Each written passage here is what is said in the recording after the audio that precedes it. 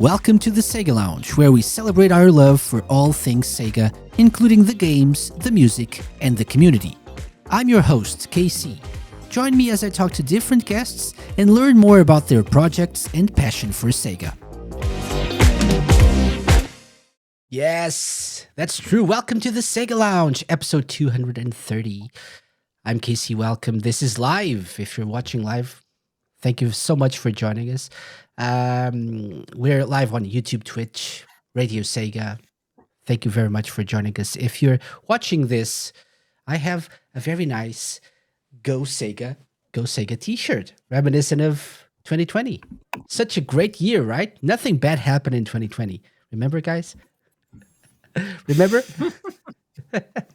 I can't remember that far back. Such good memories. Anyway, what, there was a 2020? 2020. Yeah. I don't know. People say that there was one, but I don't know.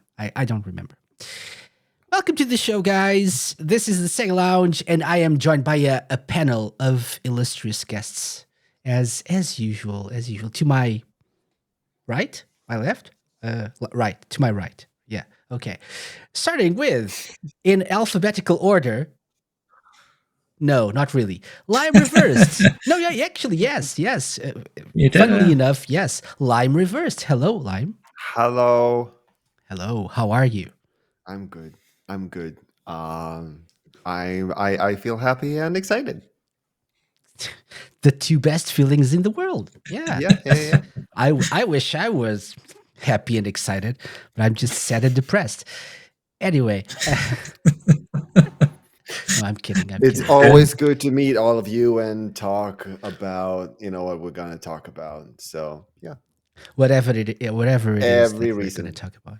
Yeah, because I don't know. I don't know. Whatever. Well, we're just going to wing it as we usually do. Yeah. Nobody knows. Next in alphabetical order. No, but okay. No, yes. We have Matt Oliver in alphabetical order. Yes. Hello, Matt. Hey, Casey. How's everyone doing?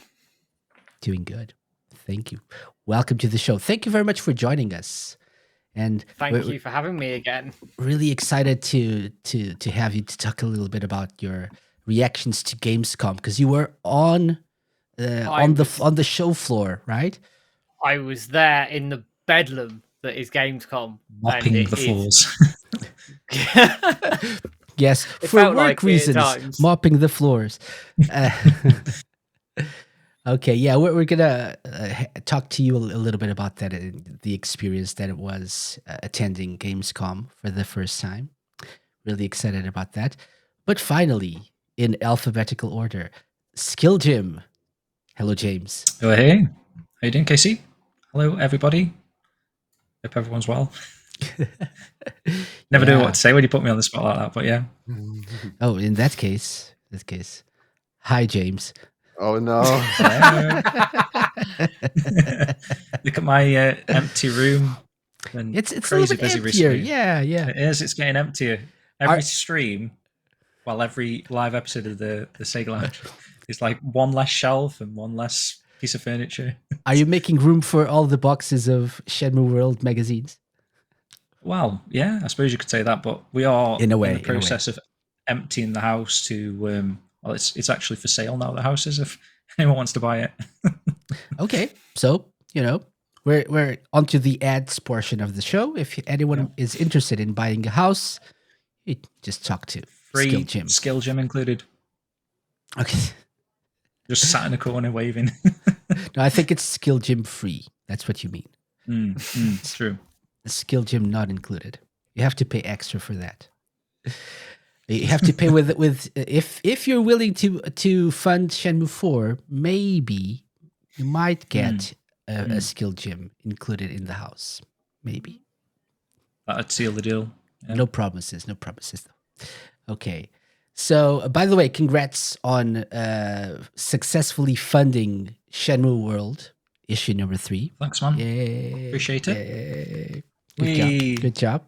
We could do doing like a celebratory stream or something, Matt. For that. Yeah, we can do one. Maybe. Yeah, we could do one. Yeah, if you insist. There you go. Ooh, There you go. nice. Nice. Shiny. Sneak peek. Very shiny. Mhm. Awesome. Yeah. Yeah. Looking forward to it. So, Well, welcome, I say guys. You already know what's on there. So, no. We're looking forward to it. Anyway, welcome, guys. Welcome to the Sega Lounge. We have a lot of stuff to cover. So, we are.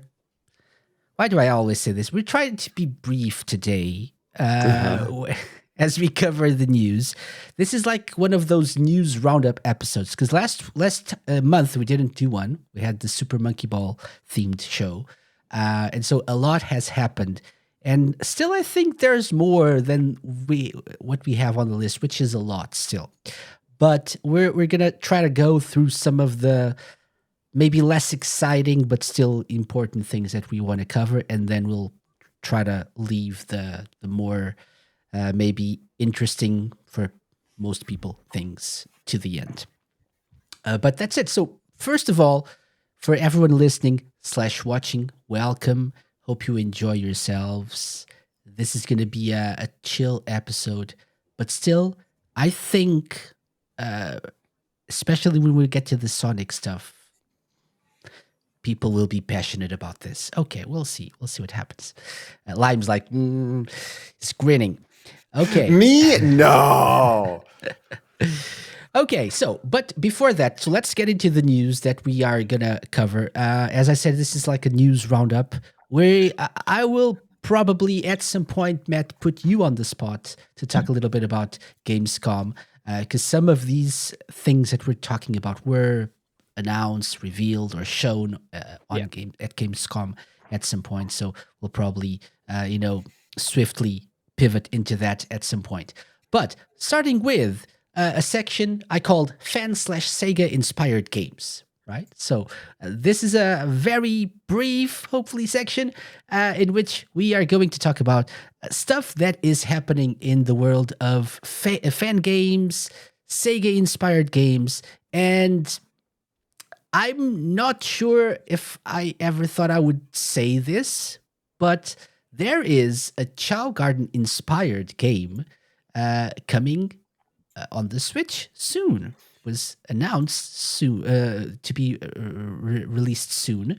It's called Lodel Knot, and it's described as Lime was saying earlier before we started recording as a power wash simulator game, which is an interesting way to put it. I would say, and here it is. So apparently, one of the influences for this game is the Chow Gardens in Sonic Adventure, which we, as much as people ask Takashi Iizuka for news on that, we don't get any. It's an ocean cleanup game as well. There's like some breeding mechanics and whatnot. So it's coming September 19th. So that's very, very soon to Switch. One of the influences that the developer of the game mentioned was the Chow Garden, specifically from Sonic Adventure 2. And also games like Abzu. Have you ever played Abzu, guys? I own it, but haven't played it. I did try it and didn't really like it, but some people do. Okay. As I have supposed to do with any game. Yeah, Lime. It's okay, Lime. It's okay. It's Lime loves okay it. that James didn't like a game. It's okay. We don't always have to like games. So. I absolutely have not played it. Ooh, a nice one. Nice. Like that. I like that. Yeah, very much. I own it. I don't know on which platform, but I do. I haven't played it yet. But I hear it's like Underwater Journey. You might like it, KC, because it's like Echo the Dolphin sort of swimming through the oceans. Nothing really happens. Because I think it was created by one of the creators of Journey, which is one of my favorite games of all time. Yeah. Which, if you haven't played, I think you definitely enjoy it then. Okay. So nothing much to say about this. It's like a Chow Garden inspired game because apparently The creator, Ricardo Escobar, was obsessed with Tamagotchis and the Chow Garden from Sonic Adventure 2. So he wants to, or he wanted to create a game that, explored the raising of little underwater creatures and also ocean cleanup mechanics. So that's a game to look out for if you're interested in, scratching that itch for a Chow Garden related game. The raising is the aspect focus? sounds a bit like Seaman, I was thinking. Could be as well. Yeah. Like it's a focus the cleanup or the racing creatures, or like is it just a mix? Maybe a I bit of think both. it's a mix. Yeah. Like for the creatures to survive, possibly the ocean needs to be clean. Oh yeah. Makes sense. Oh yeah, it ties together indeed. So yeah, September 19th coming to Switch. If you're into that sort of thing, I'll probably check it out at some point, not at launch. Not a priority, I think, but probably at some point. Okay, moving on. Streets of Rage Plus. I'm actually excited for this one because there's so Billy Time Games, right? A patcher that has released several patches and like hacks for Mega Drive games. Recently released a bad ending patch with some features and other patches before that. And now they're releasing Streets of Rage Plus, which includes several of the previous patches and SRAM support to save scores, alternate color options for each character, support for the Genesis or Mega Drive 6-button controller, a sprint ability, and a difficulty randomizer. So all of these are options that you now have with this interesting, I would say, patch. I don't know what to call this. Streets of Rage Plus. So if you're into, this is actually my favorite of the 3 classic Streets of Rage games. I know everyone praises 2 for being the better game, and I believe, yeah, it is. But this is the one that I have the most nostalgia for. So I'm really excited about this. Is anyone wanting to try this at any point? It's Interested in such a this? long time since I played these older Streets of Rage games. I could definitely see myself going back to it. Definitely, like at least when it comes to, I don't remember how if you could play multiplayer in the first one. Yes. You could, yeah. Two-player, Then I could yeah. definitely see myself going back playing it with someone as well. That would be even more fun. I volunteer for that. If we can get it to run online somehow. Let's do that. That would be so much fun. Like I'm definitely more used to 3, but Really? yeah. That's what I owned when I was a kid, and like a friend had the other ones, so like I got to play them briefly, but I'm definitely more used to 3. Okay. So I was supposed to be showing something right now, but apparently it didn't work. Not sure why. I was trying to show the web site where you can download the hack or the. They say it's a patch, but it's also called a ROM hack. So I'm very confused. I would say a hack, right? They, they changed the game, so I would say it's a hack, right?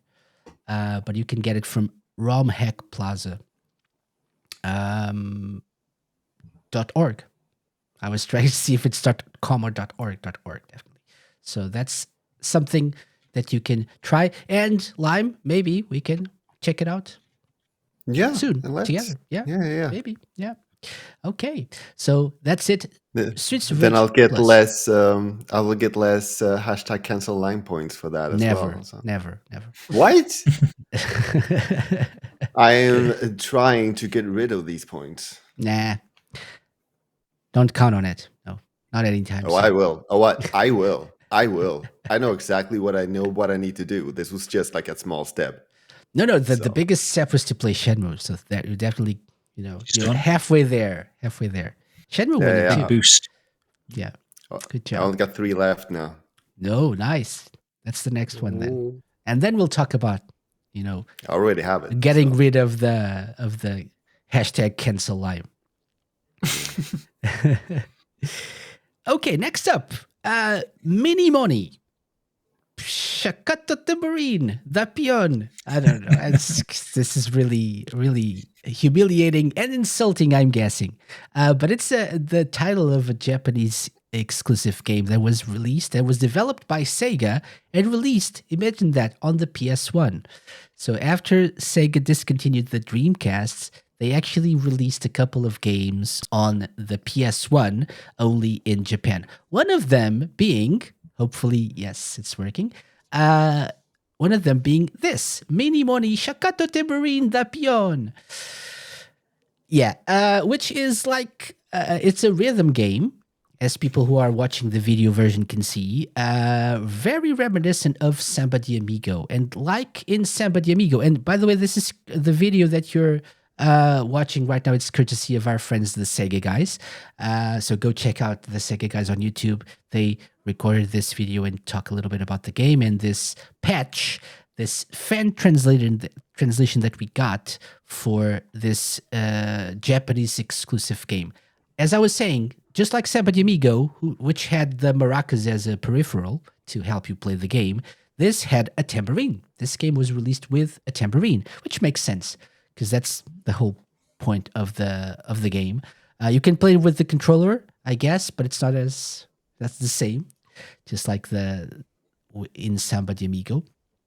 And so this developer, this fan translator, patched this game with, apart from the lyrics to the songs, which are still in Japanese, although now you can actually try to, I guess, sing along to them, right?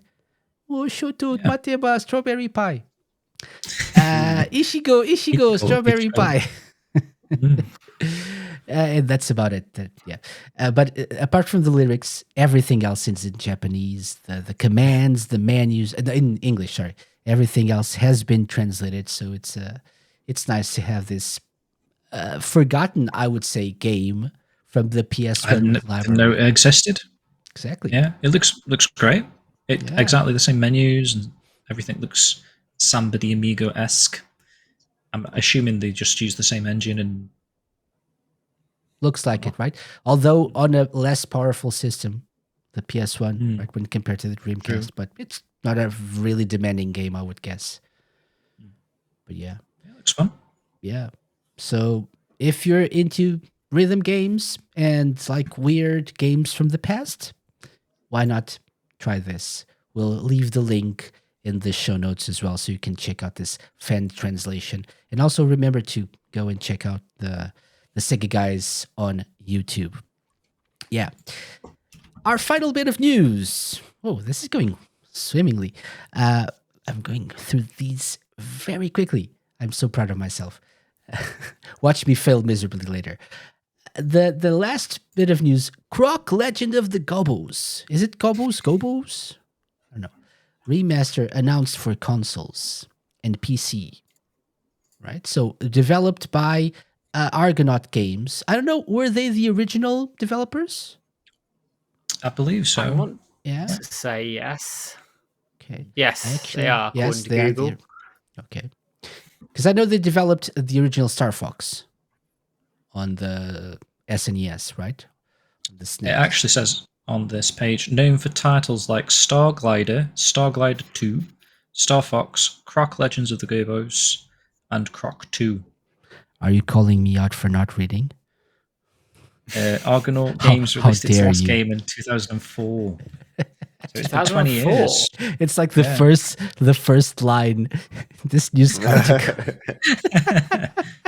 But I mean, Damn you, SkillJim. I know that I also read that, but my memory is just like in one ear, then out the other. Then I recognize, like I know I read it, but I can't really like. When I think Argonaut, I always think of Star Fox for some reason. And I'm not a big like Star Fox fan. I like the games, but I only played them recently. But I associate the name with that game, with that series for some reason. Yeah. Anyway, they're releasing a remastered version. I know this is a very beloved game.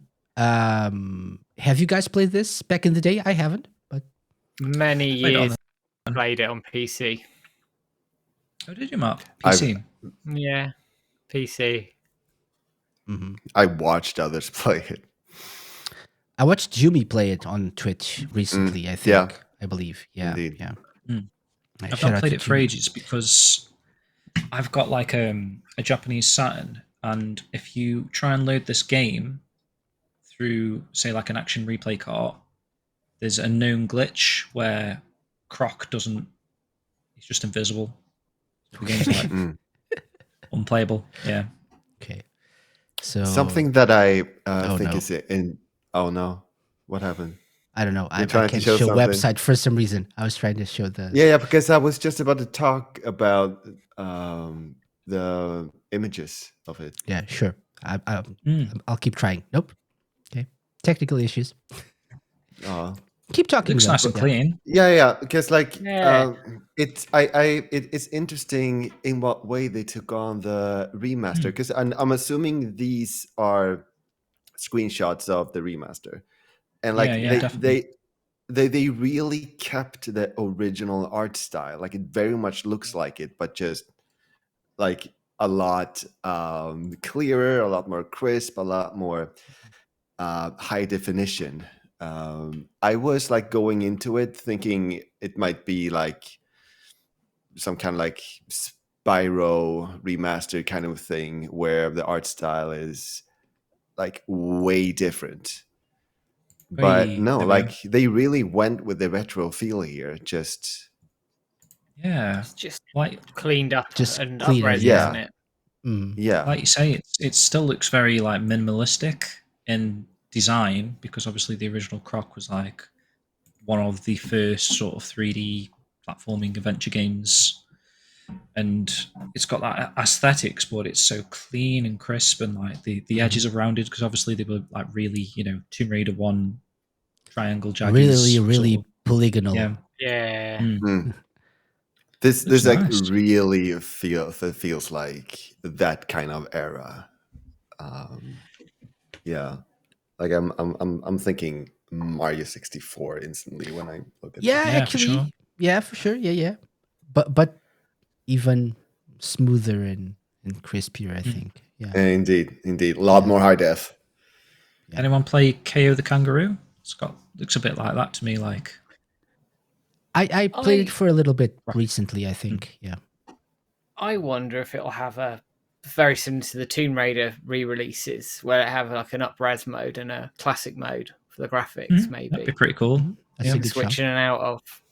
I don't know. It doesn't say in the Oh, article, yeah, but that would be No. quite cool.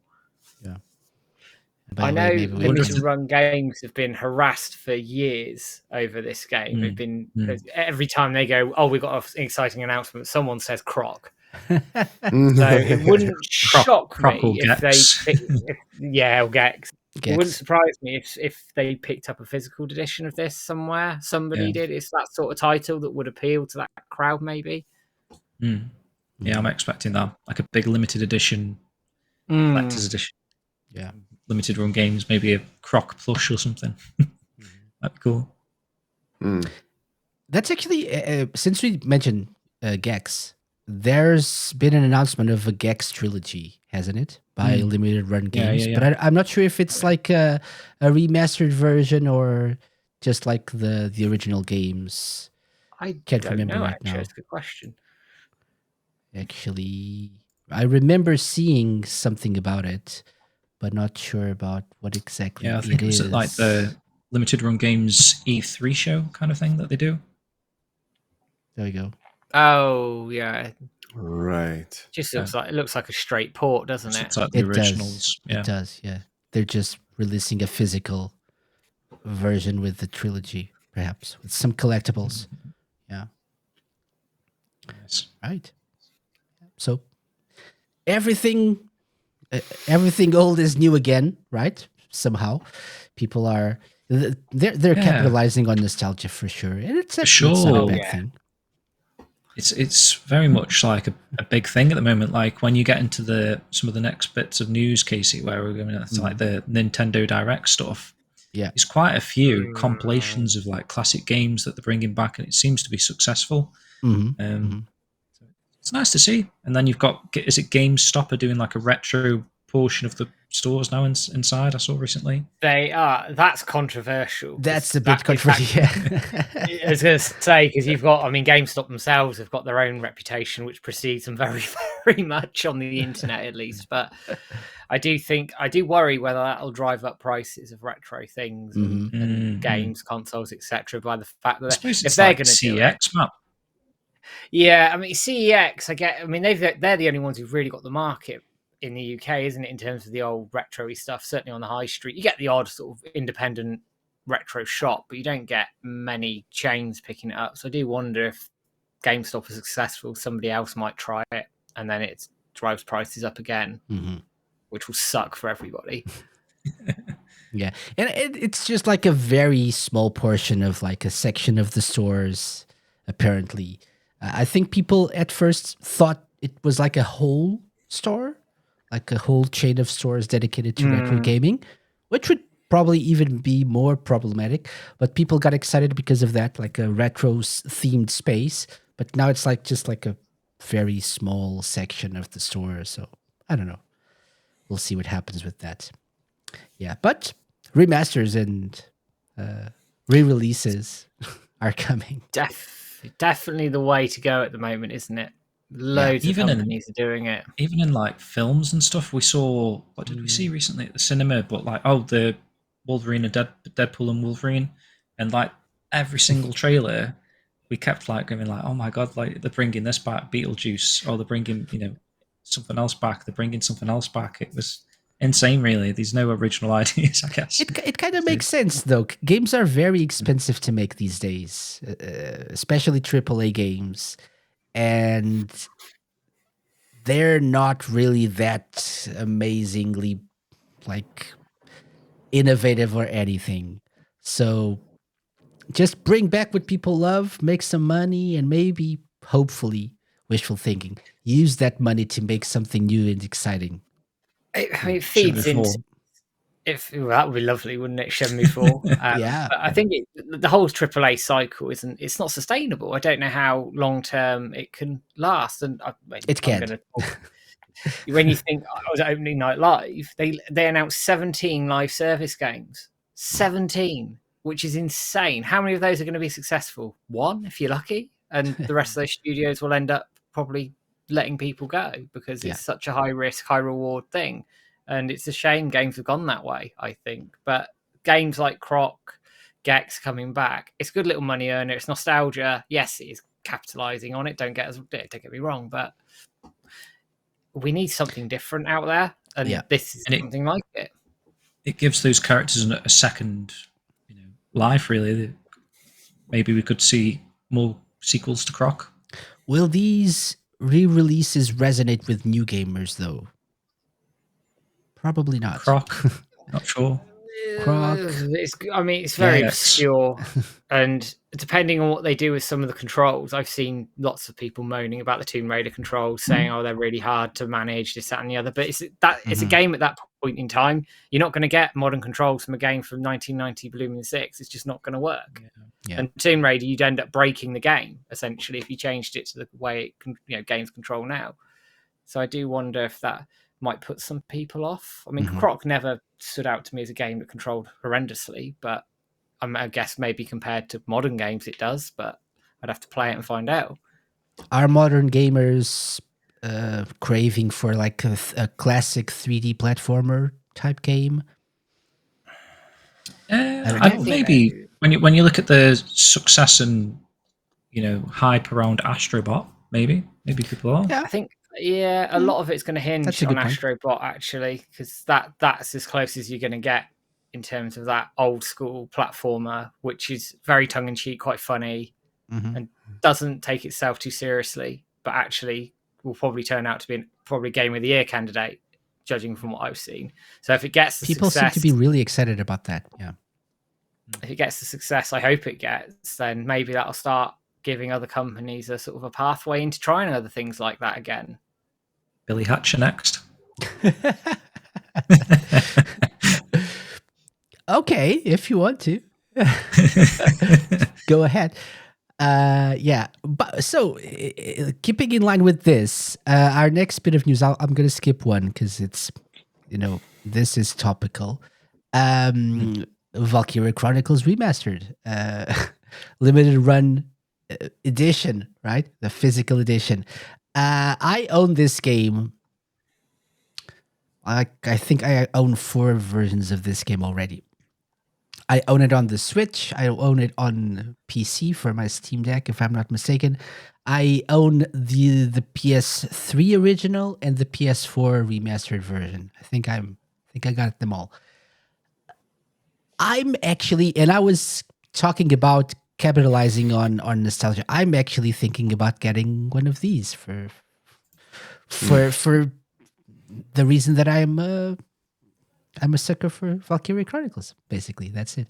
And it's very expensive, but it looks awesome. It does look awesome. It does look awesome. As there's a little plush. There's a medal, there's a flag, there's the game itself, which I already own, but it's okay. Like a hard case, some figures, some postcards, a lot of stuff. Yeah. Tank. So the tank, exactly. So for some reason, I get the price in dollars, like $200. I don't know how much that is in euros or pounds. 150. What, 150 probably in pounds, and like 2 something in euros, I'm guessing. But £100 pig.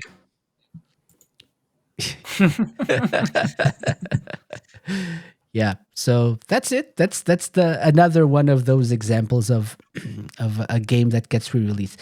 I would probably don't get me wrong, I love Valkyria Chronicles. I love the original game. I would love to see a release of 3 in the West, which we didn't get, or maybe something like even the original trilogy 1, 2, and 3. 2 and 3 were on the PSP only. 2 came out in the West. 3 didn't. 4 is a more recent game that is available everywhere. So maybe like bring back 1, 2, and 3 as a collection. I think would be a better deal for people wanting to discover this series, this amazing series of Sega RPGs.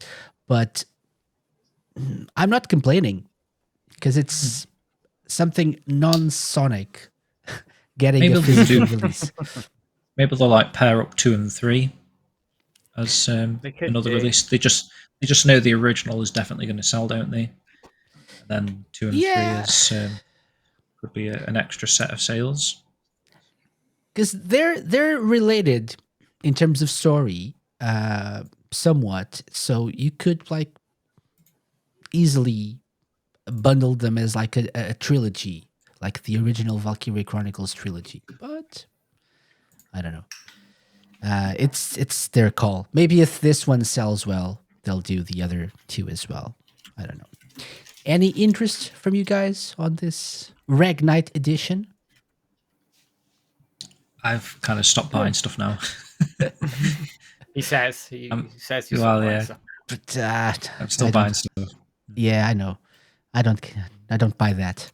There's also just the game. There's just the standard edition of the game. Actually, there are 2 versions. There's just the game for $35 and whatever equivalent that is in other currencies, and then there's the Galleon edition, which is I think it's the Steelbook case. Yeah. Oh, exactly. Yeah. Oh, and is it like an art? It's the diary. Okay, the book. Oh no, it's a book box. Okay, it's a book box, but like styled like the diary that you have in the game. Yeah, like the book in I'm the game. a little surprised they haven't gone across to PlayStation with it as well. But that's just me. if I'm not mistaken, I have this still case on the PS4 version already, because it definitely got a physical release on the PS4 when it was released, and I think maybe it's a little bit different, but I definitely do remember getting a steel case with it. Mine might be a steelbook actually, and it's got like an extra plastic sleeve that wraps around it, like a grey sort of steelbook with like an extra sleeve thing. Probably something like that. Okay, About. So this one is $70. So if you're not into spending a lot of money, like $200 or whatever it is on the other stuff, but there's a plushie, so cute. It is very cute. It is very cute. Pig. Okay, it's a flying pig. Yeah. The metaphor. It's got wings. When pigs fly. Exactly. Yeah. Good point. Never thought about that. Okay. Thank you, Live, for that eye-opening statement. That's why I'm here. That's why you're here. By the way, do you know, question for the Sega Launch Challenge, do you know the name of the pig? Oh, interesting. Hans. No. Hans. I can't. Oh. Hans. Oh, Hunts. Hans. Hans. It's German. I don't know. Hans. Yeah. Hans. Yeah. Anyway, moving on. So a lot of stuff is coming back, and suckers like myself sometimes buy them. So why not? Why won't they bring these things back if people like me buy them? Anyway, the ePico is the next bit of news, which Sega announced. No, you have kids. You're wondering what's happening with them. Are they getting into drugs or things like that? Yeah, at that age. I was translating. Definitely do keep a lookout the for Japanese, that. yeah. So no, of course not. They are playing the ePico, the Sega ePico. And they're actually feeding penguins and learning about bugs and dinosaurs and the Mona Lisa. Yeah, So this is the brand new console and mobile application by Sega in Japan. Oh, they're not getting into drugs. I'm so happy. That's what she was saying. Or maybe they are, because I don't know. I don't know what they're doing with that, like, very big stylus.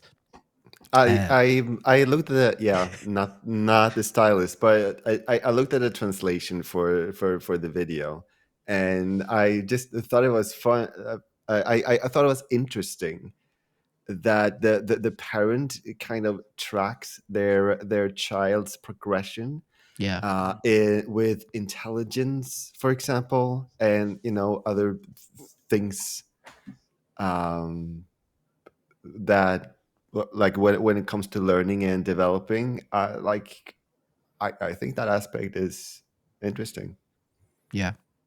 They can see if they're more like into math or something like that, and if so, they can get the new activities that are related to math or something.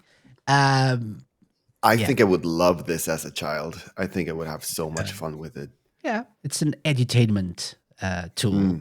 So not the Dreamcast 2, sadly, but close. but very close, very close. Yeah. And if you're worried about the future of your children, you need to get them the ePico. Indeed. Or track their the intelligence. The Epico. It's Epico. No, it's the ePico. Following on the Pico line of consoles that Sega released back in the day. So it's the ePico, like e-cigarettes. Yeah, I just got rid of it. Yeah, that's a good comparison. Pico that I actually they have the stylus to like pretend they're smoking it. Why is this? Thinking about- why am I always going back to the drugs? I don't know. Yeah, I was just about to say, speaking about Problems, Yes, drugs. Casey. Jim. Sorry, I interrupted you very rudely there. No, you're right. I was just saying I used to have a Sega Pico. Kind of just recently just got rid of it, but I like the concept. I remember being in Toys R Us back in the day, and there was the Tails music maker on show, and just the interactivity of it. And then I didn't own one as a kid, but I picked it up because I'm crazy. I just wanted to experience the Sega Pico, and it's a fun little device. And seeing the evolution from that, where it was like just turn a page and press a pen, sort of like the touch point of the pen on the page. This is actually taking it to a whole new level. It's sort of integrating, looks like Wii vibes, Xbox Connect sort of thing, multi-functional sort of device with a mat. Looks like it's like a dance mat almost, but you can also jump on it, interact with the pen. One point they're sort of using the pen as a flute, so there's going to be musical aspects. It just seems like a good amalgamation of different types of education, and I think I'm definitely going to pick one up for my daughter. And I think it's probably the perfect timing for me as a parent that this has come out, and I noticed make her a gamer. She can learn Japanese as well. Exactly, and me too. It's perfect. Exactly. It's perfect, yeah. And I noticed one of the games that they showed at the end was like a Disney princess thing, which is it's actually perfect for me. Mm-hmm. You gotta teach them early to become a gamer. So exactly, them early. This is their future. So instead of drugs, a different kind of vice. I see. Like we're all Sega, Mega Drive, Saturn, Dreamcast mad. My daughter, when she's like 36, she's going to be E-Pico mad. Remember the E-Pico? It was epic. It was epico. Epical. Right. Okay, moving on with other Sega-related news. Eternal Champions. Who remembers Eternal Champions? I do. Yeah. I think that I do. I might mix it up with another game. I think I have played it because my brain recognizes it for a reason, but I can't fully know if I'm mixing it up with something else because it was so long ago in that case.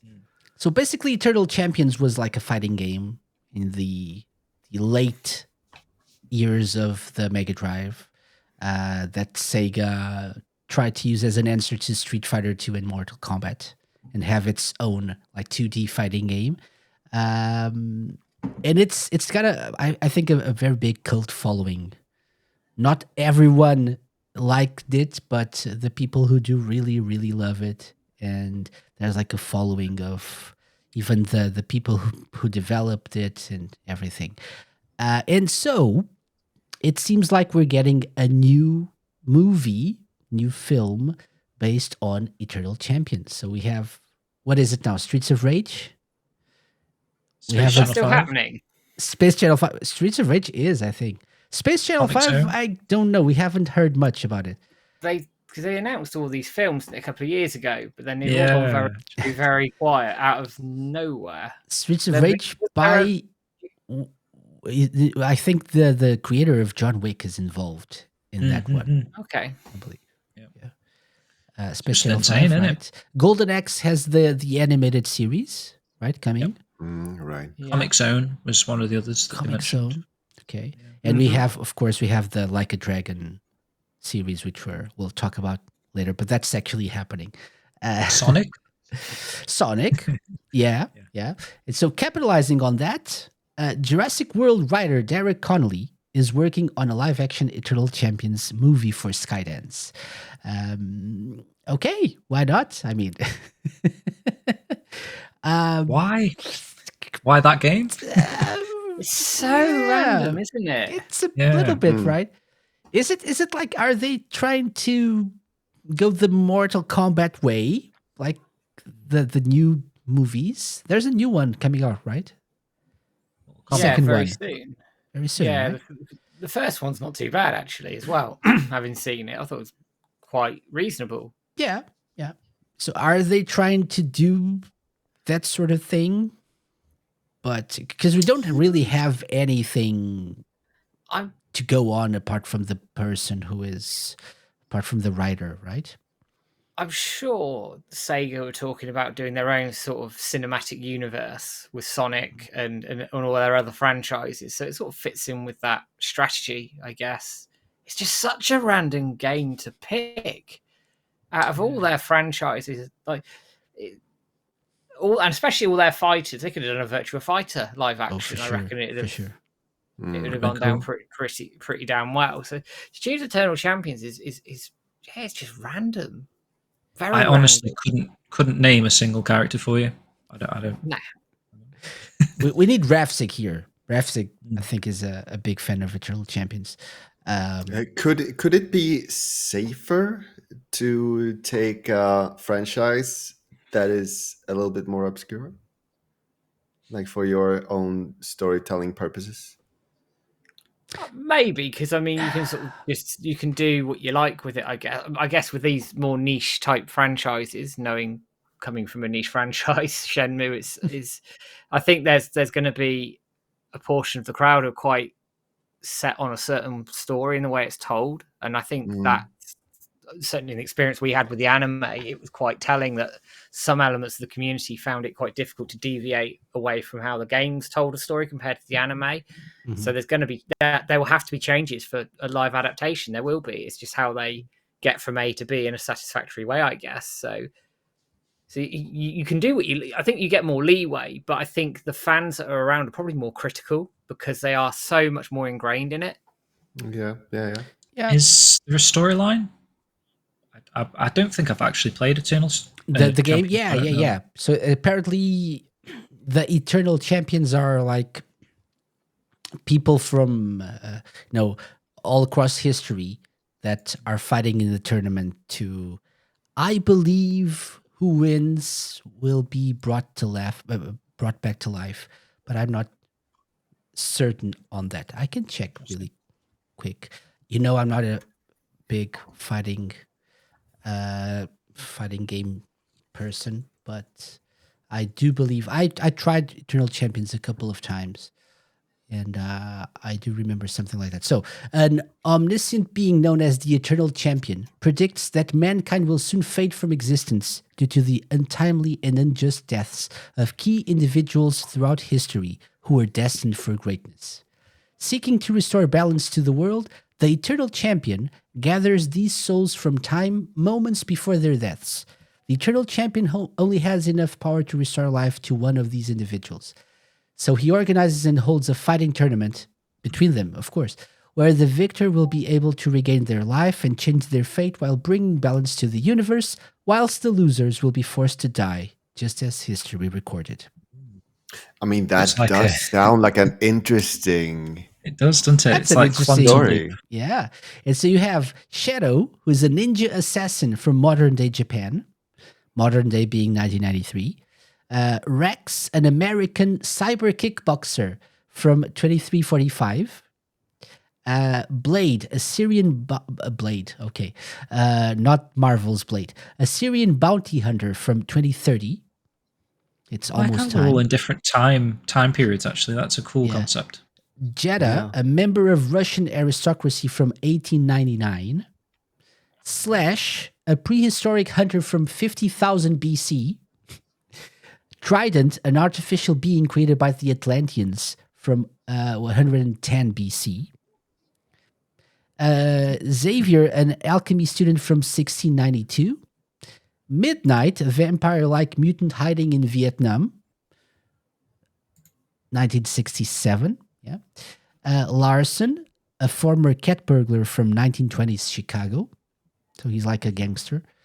And the Eternal Champion, who hosts the tournament. So these are the characters. It's an interesting premise. Yeah. I would say. I quite like that, actually. It kind of depends on what they do. And watch that movie. Okay. There you go, Sega. Keep going. Do that, and we'll go watch it. And release season 2 of the anime while you're at it, considering you can do Eternal Champions as a film. Is this Sega's Come on. call, or they're That's just the thing, right? That's the thing. Doesn't make much sense. Is it Sega's call? They have to license it out, so Probably. somebody I would think- obviously. I think they own at least some of it. Yeah, I do Yeah, they believe will so. do. I It's do just how believe much, so. I guess. Yeah. Yeah. Publisher Sega, developer Sega Interactive Development Division. Yeah, I do believe Okay. so. This is a Sega IP through and through, I guess. Yeah. Okay, so that's No, it. sounds good. Eternal Champions coming, and you can't stop it now, unless they do because money. We'll see. As usual.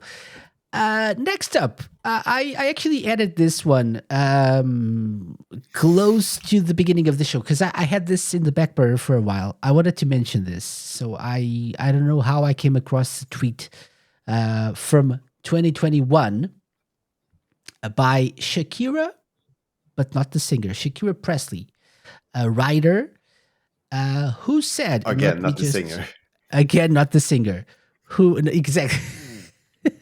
Not related to Elvis or anything. Yeah, No, exactly. Yeah, exactly. Not yeah. Presley, not Shakira. No, not Shakira. Nothing to do with those. So, she said. So a while ago, I tried to get a Jet Set Radio animated series created, but sadly, no one wanted to make it. I worked with some talented artists on this pitch, or on the pitch. This animatic done by @Laser Singer. Or Laser Spectre is one of the materials we used, right? So, which is this? Try to, It does look impressive. I will, and it does say really that. look impressive. Let me restart this so we can watch it from I the beginning. wonder, and I didn't get chance before coming on air to go back to the interview I did with Jason DeMarco, but when they were looking at anime from Sega, they had a list of animes and IPs that they could use at the time, and I remember him saying Shenmue and Panzer Dragon were two of them. I can't remember if Jet Set Radio was in that mix. If it was, that could well have been the pitch for this and how it's all timeline-wise, Matt, that would add up, right? Well, it would. 2021. It would, because if he's launching this in 2021 and sharing this, they started discussions around the anime around 2018, 2019. So it is entirely possible that they could have knocked this up for that sort of time frame, potentially. I'd have to dig into it and listen to the interview again and see whether it was mentioned or not. But it does look really good. I mean, Jet Set Radio is the sort of thing that would translate anyway. The art style would just fit yeah. it. Right? Yeah. Especially if it's the series is coming back. I think maybe they could revisit this idea. Maybe, yeah. Yeah. See how the Golden Axe series does, and They have so Good. many great IPs that they could, use for these kind of things. So they had. She also shared the first draft of the pilot script, which you can find. I'll post a link to this in the show notes, but you can actually give it a read if you want. Like there's the whole script here. wow. Okay. BB writes, funky radio begins to blast. Amazing. So you have Professor K. It would be like the game, actually. Would be really nice. The Poison Jammers, Koganicho. The I Love wonder- Shockers. Cool that you can read the whole script. Yeah, Yeah, the whole it's script is. She linked to the whole script, so I'll share this in the show notes for people to Awesome. give it a read if they want to. But she also shared some of the design ideas, so it would be an interesting aesthetic, I would say. So the GGs would be like this. If for people watching, you can actually see the pictures here. But if you're just listening, I'll put the link in the show notes and check it out.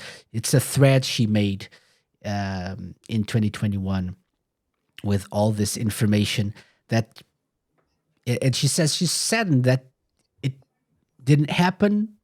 It's like her favorite video game IP, and she was very passionate about this, but apparently Sega said no. So yeah. I reckon try again. Yeah, when the maybe it game- wasn't the I reckon time. Now's the time.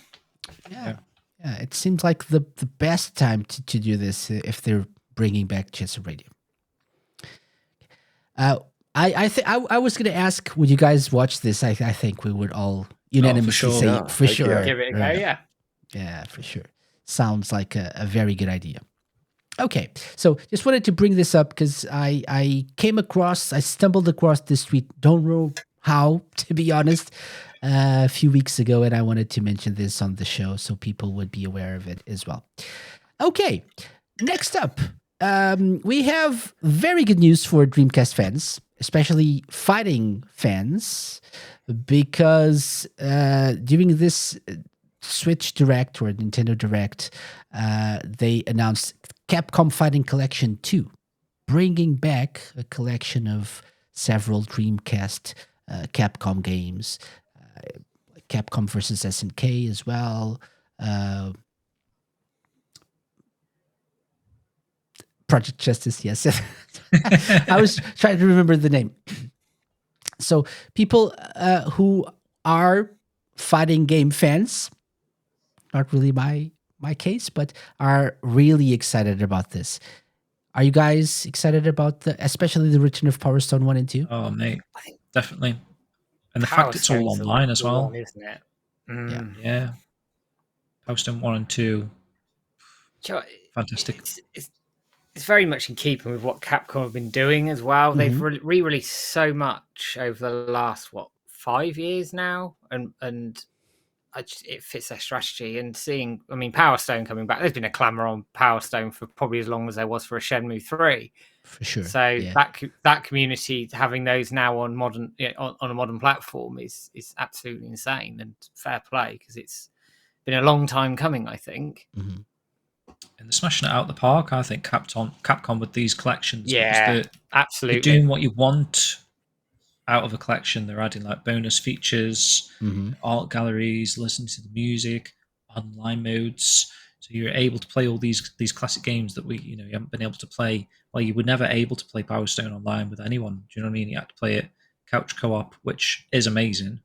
And I'm assuming that you can still do that if you've got 4 controllers. You can have a blast of Power Stone 2 with your mates in the same room. But being able to play, we've literally got a crew here of 4 people. We could all play Power Stone 2 together. And, I really would be looking up for forward it. I'd be up for it. I'd I give it a remember. go. I remember Power Stone was incredibly well received back in the day. Well, it was a launch game, wasn't it, for the Dreamcast, Power Stone? So you're looking at the launch titles, what you're going to buy for your new console. You've got Sonic Adventure, Sega Rally 2, Virtua Fighter 3. Power Stone was like this sort of unknown entity, and it was such a hit back in the day. I loved it. Just a simple concept on paper of one-on-one fighter, Power Stones spawn in the arena, you pick up all 3, and you go like Super Saiyan. But it's so fun. Such a great like game. being able to pick up like random objects and use them in battle, right? I remember that. That was a big thing back in the day. Yeah. So yeah, it's coming. Actually, next year. It's next year. Yeah, next year to the Nintendo Switch. Is it just the Switch, or are they releasing it elsewhere as well? I would say elsewhere, if I'm being honest. I don't know if they announced first it. collection. The first collection was everywhere. Yeah, so they're. Yeah, I'd imagine so. It's probably just like some sort of recency exclusivity. So yeah, Switch, PS4, and Steam, which is a bit weird. Just the PS4, but okay. Yeah. So no Xbox, because soon there will be no Xbox console. Careful, Casey, you'll start a riot saying that. Come at me. But yeah, so PS4, Steam, and Switch for this release, this collection. Okay, next up, something that we haven't really we mentioned this briefly a few months ago, but we are not really the audience for this. But I'm getting a little bit excited, I would say, for this as I see more of it. which is Metaphor Rifantasio. I don't know how you're supposed to say this. Exactly like that. Rifantasio, Fantasio. I will always say it like it's an Italian word. Rifantasio. By the creators of Persona 3, 4, and 5. So good pedigree there. And it's a new IP, a new Atlas RPG. And during Gamescom, they launched a new trailer for it, right? It looks really good. It looks like it's going to be an interesting concept. I want to go over to Matt. Matt, what was the feeling that you got from like the audience when this was shown and when you saw the booth this? for it was insanely busy. It's probably one of the bigger queues in the Sega area. Sega was showing this, Sonic, and 2 Point Museum, and this was probably the biggest queue actually, which surprised me. There was a lot of buzz around it on the show floor, which was quite nice to see for a new IP, because it's quite risky for companies to go down the road of chucking out a new IP. But I think Atlas have got a reputation, haven't they, that precedes them, especially when you consider sort of Persona and the games they've made there. I think it very much is a case of the quality will stand out and people will give it a chance. And the buzz from the show floor and the people that played it, I didn't get to play it because the queue was insane. And I had to sort of make a very cutthroat decision as to what I could get to. But the buzz on the floor from people who played it said it was really good and really solid, and we're looking forward to seeing more. I think, don't quote me, but I think they were having previews in the business area as well, but I don't know if anything's come out for it yet. Yeah. People seem to be excited about this. So October 11th is the release date for this. Basically, what Atlas says is this is a story of how people must find unity to elect a new king. The story takes place in the United Kingdom of Ukrainia, where the assassination of the king brings chaos and unrest to the land. Then, one fateful day, a magic known only to the king, called the royal magic, is invoked, and the world becomes embroiled in a royal tournament for the throne. Ooh. So, yeah. I would say it's not typically my kind of game, but knowing how good the Persona games are and looking at how good this looks and how excited people who are fans of the genre are, I would love to give it a try. So, yeah, me too. Same level as UKC. Like, it's not my cup of tea personally because I'm not a big turn-based guy. But then I did really enjoy Persona 5. So I actually watched a Happy Console Gamer video who was like saying like, oh, you know, I've not really heard much people talking about this game, and it's like coming out next month or in a couple of months. And he was trying to generate a bit of excitement for it. And actually what he was saying and the visuals that I was watching and how he was comparing it to Persona, and like all these Atlas games really have like amazing menus and you know, the gameplay's solid and stuff. He actually got me excited for it as well. So I'll definitely give it a try. Looking forward to it. Yeah. And this is a different setting, right? So we're used to like the Persona games being based in Tokyo or whatever in Japan. Modern day, this is more like a fantasy setting, something different. So probably something to look out for. And maybe we'll talk about it soon, like in October when it comes out. We'll check it out. Okay.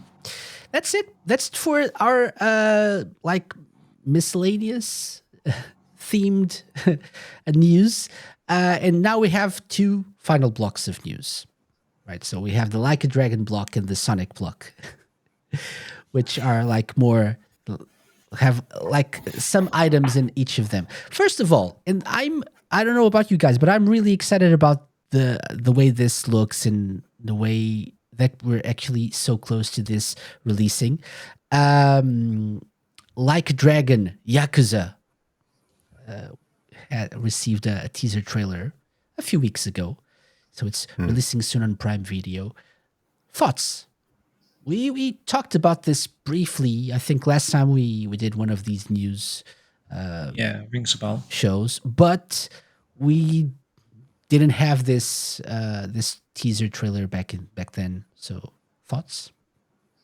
I'm just so looking forward to seeing this. It looks amazing from the trailer, and I'm just, I just want to watch it now. Yeah. I wonder how close it will follow the games, or the game rather. I know that the cast were told not to play it, not to play the original, or not to play Kiwami as part of their prep, which is a little unusual, I guess. But maybe they're looking to put a different. I guess it's with any of these series, isn't it? They're looking to put their own spin on it and diversify it away from the games, which I can understand. That's the only slight concern I have with it. I'm going in with an open mind. It looks good. Hopefully it is good, because I wouldn't want it to bomb and then they just sort of chuck it in the bin and never think about it ever again.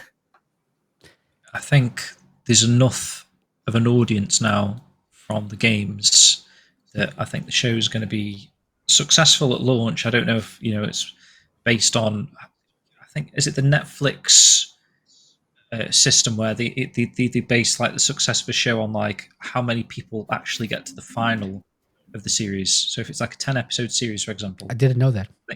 Yeah, I'm pretty sure Netflix, if they're going to renew a series, it's based on like the percentage of people that made it all the way to the final episode. Like I forget the term, but like holding the retention sort of thing. Yeah. Retention. Retention, yeah, exactly. So I don't know if Prime, Amazon are the same on that, but I'm pretty sure like the first episode will be like a smash hit because everyone will want to check it out, and then it depends how good that first episode is. Based on the teaser, for me, I don't feel like it shows an awful lot.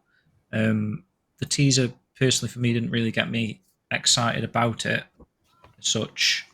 But I'm excited to watch the show when it's released, or if there's like a bigger trailer that sort of gives some context to what's actually going to happen. And I think you said last time, Casey, that the actor playing Kazuma looks very young. And just from seeing him in that teaser, wasn't giving me great Kazuma Kiryu vibes. But again, maybe it's his origin story again. I don't know. And he's going to age or get a bit more. Is a bit more buff, I would say, than what we saw before, I think. Right? This part of the... right? Like, seems like... But it's definitely not really an origin story, because that would be Yakuza 0, unless they delve into that a little bit as well. But it's probably the story of Yakuza 1, or Kiwami, if you will. That's going to be interesting as well, because Kiryu's inside for 10 years, I believe. Yeah. So, and he's quite young when he goes in. So for when he comes out, surely they're going to have to age him a little bit. Yeah, I wonder if part of the process for this actor was to like start filming as he was, and then he trained, gained some muscle, some weight, and then when he gets out, like 10 years later, he's like more buff and looks like the Kiryu that we know. I don't know. Or they could do something completely different. I would say that from watching the teaser, it feels like Yakuza, like a dragon. It feels like Kamurocho. At least that they nailed, I feel. So that's why I'm excited. And also because it's being made in Japan. Imagine like having a Chris Pratt being Kiryu or something. Yeah. Did you see Tom Holland as Majima? I don't know who posted it. It might have been RGG on the Twitter account, but they were showing like how they recreated the Kamurocho sign thing. I didn't see that. No. Yeah, it's very clever, and I could see it dipping into 0. Just a little bit, if you want to give, because if you're going to build his character, and Majima, do you reckon? Be in it. Majima, Majima's a big part of 1, especially early on when they sort of face down, and then you have the big fight they have later on. Spoilers for everybody who hasn't watched or played the games. Oops. Those waiting for it to come on the Switch. And I suspect, oh yeah, true. And I suspect Nishiki as well. And it just makes sense that they would dip into some of that backstory in Zero just a little bit to sort of set the scene around their friendship and how that developed to where it was. And then obviously, I'm not going to say anything, but what happened and what led to Nishiki going down a very different path. Yeah, he went into a different business. No, yes, that's not very it. Selling drugs. Selling, exactly. E-Picos. E-Picos. smuggling E-Picos into other countries. Nishiki. Yeah, I remember like over 10 years ago, perhaps, they put out a poll in Japan, I think it was exclusive to Japan, to find out who the most popular character in the Yakuza series was. And I remember Majima won, like by a landslide. So I'm guessing they will, and even just the first frame of this teaser is a look at the games, right? And you have in the upper left corner, you have Majima, and you have Nishiki, right? You have Kazama as well, Kazama-san. So I'm guessing this also hints at the characters that will have some focus on the series, and it would make sense for them to capitalize on the popularity of Majima. And if they do start the series like not just 10 years ago, or if they incorporate some of the Yakuza 0 elements into like the beginning of Yakuza Kiwami, like they do an amalgamation of both, maybe that's a good way to let new people who are not familiar with the series into the world of Like a Dragon. Majima's story in Zero is quite hard, actually. He goes through a lot in his very short life as a young age, which sort of creates him almost that mad dog persona that's not quite there at the start of Zero, but at the end of it, you see where it all sort of comes from. So they'd be silly not to, I think, because there's a lot there they can explore. Yeah, they could also use flashbacks and stuff like that. Yeah, absolutely. It's just speculation at this point, but I'm actually excited for this more than I was before when I saw like they nailed the feel of Kamurocho, which for me is, I think, important for this.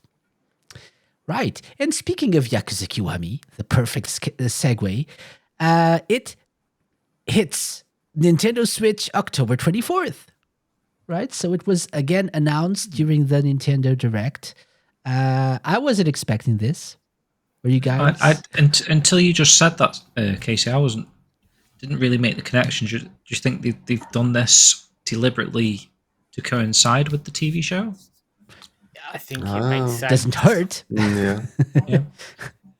Yeah. And so you get to play the game before, like a month before you get to watch the series on Prime Video. So, yeah, interesting. And it's nice that, and it's the only platform, right, that you couldn't play the game on before. Yeah, you have it on PC, you have it on PlayStation, Xbox. So didn't they release a version of it on Wii U years ago? Or am I making that Yakuza up? 1 and 2, if I'm not mistaken. Yakuza 1 and 2 HD. That's it. And but I don't think it was Kiwami. It was just like the originals. No. Right? It was just sort of it's now the un-HD version. And they showed the trailer for that, I think, showed the man using the Wii U, what was it called? The controller, the tablet-like thing. Yeah. Can't remember. Oh yeah, I know what you mean. Pad or something. Probably. And you could like stream the game to the gamepad, right? So someone was watching something on TV, and I think it showed like his wife was watching something on TV, and it was like playing Yakuza on the gamepad, and then she would like move over and say, "What's that?" He was in one of those like clubs, hostess clubs. watching beautiful ladies, and all hell broke loose. But but for Nintendo fans who haven't experienced the Like a Dragon series, this is a very good entry point, I think, and a tie-in with the show for sure. That's got to be one of the main reasons to release it right now. Yeah, brainer. Okay, that's it. Okay, almost at the end of this Like a Dragon block of news, we have the interesting and like well-deserved news coming courtesy of Sega Bits that RGG studio programmer Hitoshi Izawa received an Excellence Award for Model 2 and 3 emulation in the Like a Dragon games. So people who have been clamoring for Sega to release a collection, just like Capcom is doing, release a collection of these emulated arcade games they release in the Like a Dragon games. Here's another reason to ask for that, because they really are a thing of beauty and excellence. It's a license to print money, in my mind. Very much really so. Is. Isn't it? Yeah. They dabbled a little bit with the Astro City Minis, right? A tiny bit. Yeah. They also say something interesting here. So according to Yutaka Ito, a team within RGG Studios holds meetings discussing which Sega arcade classics should be brought into the latest RGG games. They make their decisions based on three main factors: whether the game has a sizable fan base, whether or not the game has been ported to home consoles before, and if anyone on the team has any personal attachment to the games in question. Interesting. I suspect, I could be wrong, but when you think of the old AM2 team that were there, and I think a lot of them moved over to RGG anyway, so there's going to be an affinity from some of those more senior staff members to those old Model 2, Model 3 classics. So that does make, I can see where he comes from there. I just saw in the article as well, it's a very good point. By sticking them in a Like a Dragon game, they're not having to worry about the sales of it. They can literally just chuck it in, and people can play it if they so wish, which it's almost a risk-free idea. But they could stick those on PlayStation Network, whatever, PlayStation Store, Xbox Store for a few quid each, and probably make a killing. The article also points out that there are some technical difficulties involved in porting these games and making them work with the Dragon engine in Like a Dragon. So all that work could be, would be much better spent in a collection of all these games or some of these games, I feel, and making some money out of that as well. Part of me thinks when teams do this sort of thing that they might have a future plan to sort of compile everything that they've worked on into a collection. I don't know if that's a thing that may happen or may come about this, but essentially if they've written the code and ported it and got it working on, even though it's in a game, it's actually running on a PS5 or whatever, there's no reason in my mind that they can't just sort of take everything that they've built and slap it into one collection, maybe add a couple more exclusive games as well, call it, its own release, because they've done the hard work. They could easily do like a Model 2, Model 3 collection and make a ton of money. Even Virtua Fighter going on to the whole sort of Capcom fighting games collection. I think it was the Sega guys popped out a tweet yesterday sort of asking Sega, come on, do a Virtua Fighter collection, because there's quite a lot there. And given also you think with Virtua Fighter, they've done 3, put it back in the arcade, there's some sort of plan there for Virtua Fighter. I think most of us think it's leading to 6 or a reboot of the series is what's being talked about, certainly online in the interviews that are around there. So they could easily pick something like that up for a Virtua Fighter, get the old games out there prior to a release of a 6 or a reboot, and actually go to people, look, charge, I don't know, £5-10 for where 1, 2, 3, 4, 5, all the old ones together, kids as well, if you wanted to go down that road. Chuck them all on there for 10 quid and get people sort of looking or at least interested in the series again. I know they had Ultimate Showdown, but that's been and gone a little bit. And yeah. Yeah. So The best way of doing it is to announce 6 and then release all the other ones. So it's like, Yeah. everyone's hyped on what the upcoming game, and we can play all the originals. the number of games we just mentioned, like IPs that we mentioned throughout this show, that Sega Yeah, could sure. do something with is just insane. And it goes to show that they have a really rich catalog of games that they could do something with. I know they can't. You have to be mindful of how you use your resources and how you spend your money, but try one at least, right? We'll see. We'll see what happens with those. What is it? The new era, right? New era games. New energy, new era, isn't it? Yeah. New energy, yeah, right. It's And more. It's been a long time since we heard in more. It's been a long time since we heard anything about those games, which I find confusing. I was expecting something during Gamescom. I'm guessing maybe TGS is a more appropriate It's more likely venue for that. More likely, maybe. What was interesting wasn't there a tweet going around? I don't know if it was from Sega themselves or there was just a rumor, but they were saying or suggesting that there was going to be an unannounced Sega title to be announced. I think that was at 2 Point Museum. Do you reckon they so? announced Yeah. it like a day prior days to before. the event, I think. Yeah. Okay. I think it was that. Okay. Next up, and final bit of news here, very quick. Yakuza Wars was trademarked by Sega in Japan.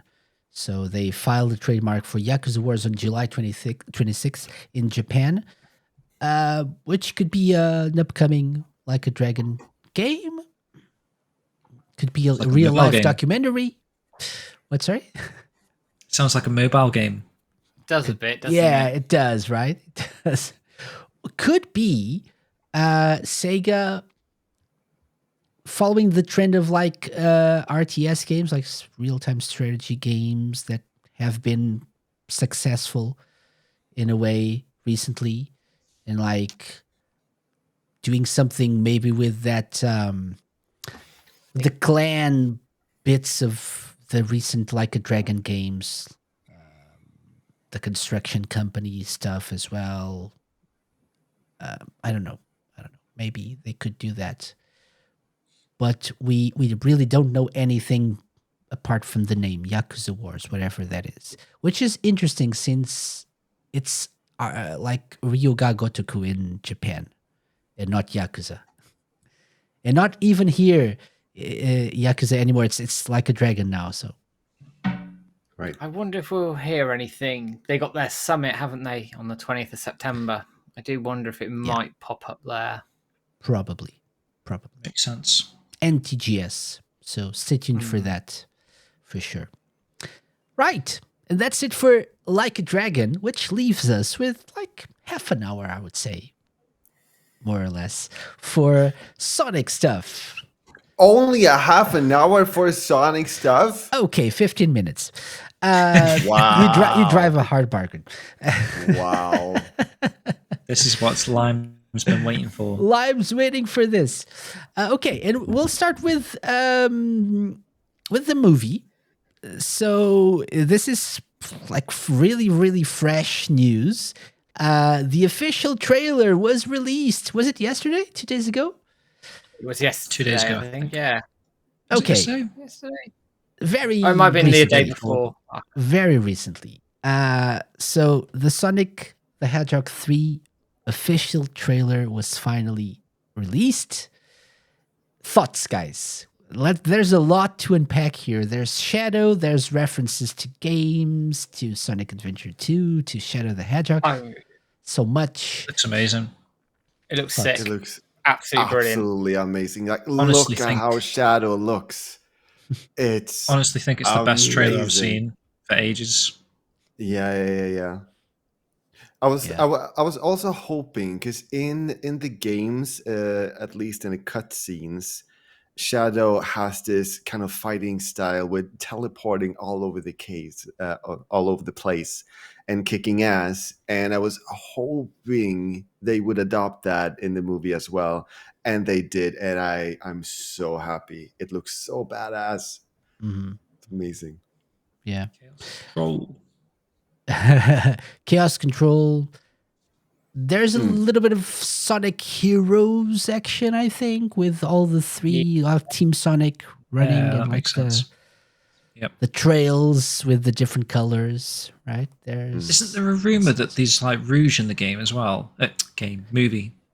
Yeah. I swear I've read like a checklist from like someone that thinks they know stuff, and like one of them was like Rouge is in the film. And There's Amy. a checklist from a person who thinks they know stuff.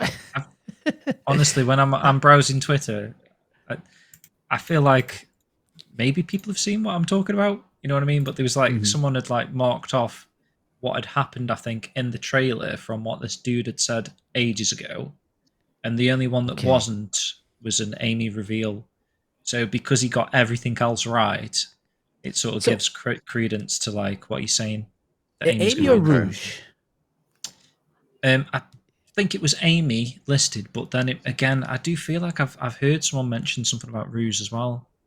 I thought of Rouge because prior to this trailer being revealed, like 2 or 3 days before, they I think they showed like a poster or something leaked with mention of Keanu Reeves and Kristen Ritter. Right.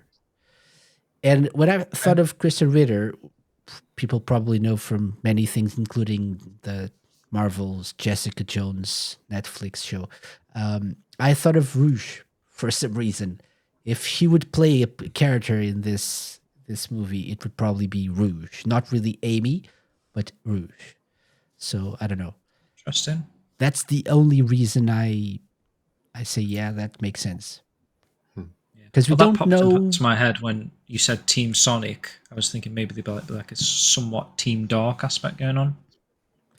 Yeah, if it's like the Sonic Adventure 2 story, Rouge is in Sonic Adventure. She also was introduced in Sonic Adventure 2, so it would make sense to have. Looks like it's going to lean that way, isn't it? More to Sonic Adventure 2, certainly from what has been shown. We're going to see her die. We're going to see Maria die. No. Yeah, I think there is a clip already in the trailer with Maria dead. I think so. There's an explosion. Maria dead, really? Okay. Yeah. So she's not. No one shoots her. And this is a kids game, a kids movie. I definitely think that is Maria. Yeah, and also, are we going to witness Gerald Robotnik getting shot by firing squad? It's a kids movie as well. I don't know, but it's a dark kids movie. It's an edgy game. Movie.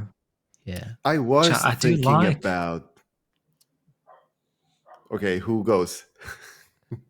Sorry, you go, Lime. Okay, I was thinking about will they involve Gerald Robotnik, and if so, what actor would they pick there? It would probably make a lot of sense if Jim Carrey is going to be there, if Jim Carrey does both. And that's exactly what they're going for. And I think it's a good choice. I think Gerald Robotnik is the reason Jim Carrey agreed to do this movie. I remember he retired. It had to be like the Angels had to bring him a script that was so amazing. I think it was the inclusion of Gerald Robotnik and not money at all. Oh, sorry, Jim, you were going to say something.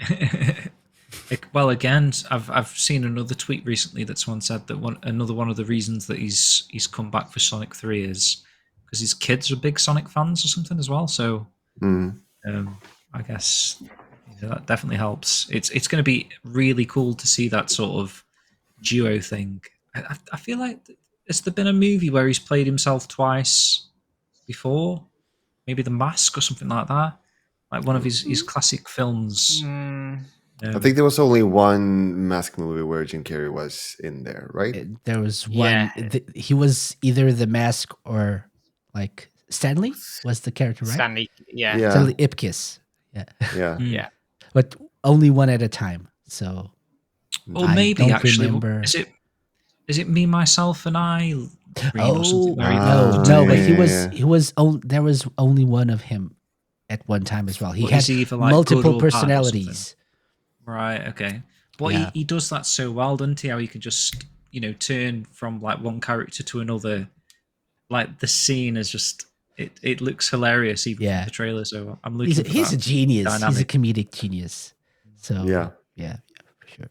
So much so, and like especially with here Jim Carrey playing both roles, he can control the timing like with comedic precision here, and they showed that already in the trailer.